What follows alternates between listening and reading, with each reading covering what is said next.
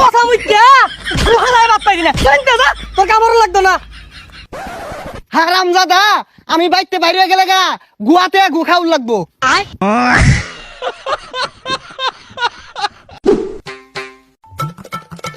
এ গেন্দা বই রেছস কে ইয়াবে বাহার লগে to come হচ্ছে সারাটা দিন তো খালি বইবে আড্ডা মারস।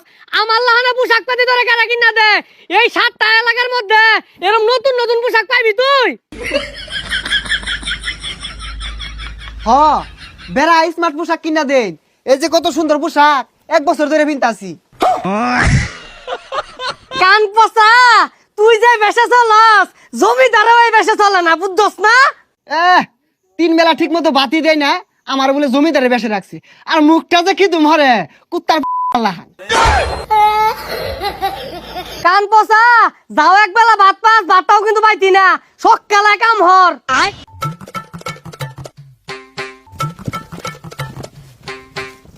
কথা বুঝছে গুহালায় বাপ পাই না জানতে যা তোর কামড় লাগতো না। হারামজাদা আমি বাইতে বাইরে গেলে গা গুয়াতে গু খাউল লাগবো। হারামজাদা কইলো কি রে?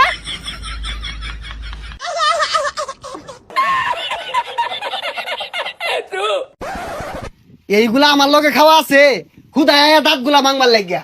কার দাঁত ভাঙবো আর কই গেছিলি শৈলের মধ্যে পেককে তোর ভাই কি কাম করাইলো? আরে পাগল হয়েছে সাব্বা কামের কথা কইবো।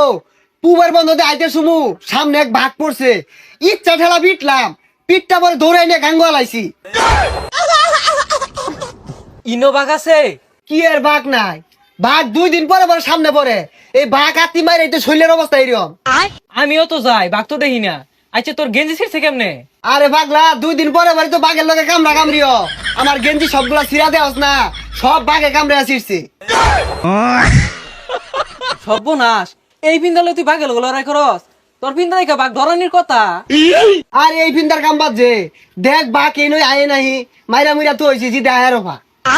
বাঘ হিনু আইবো তাহলে আমি যাইগা। আরে থাক এই বাঘ তো আরে কিছু করতো না। এই বাঘ আমার লগেই জিত। কান পচা আমি বলে গুয়াতে গু খাম তোর আজকে ভাতও বন্ধ বাড়ির যাও বন্ধ। তুই বলে বাঘ মারস তোর তো বাতি দে না বাঘ কেমনে মারস? ও বাড়িতে ফিটনা ফুটনা খায় হেরা এমনি ভাত মারাইতেছস তুই ভাগ মারস। না আব্বা ওই যায় না তাও রইলেন না ওর পরে দিয়ে একটা বাঘ আমার আক্রমণ করছি ওর পিঠটা গাঙ্গুয়া লাই থইছি। হারাম দাদা তুই তোর দাদার বেশ দর্শন না তোর দাদাও সারা লাগে শুধু ঘুরতো।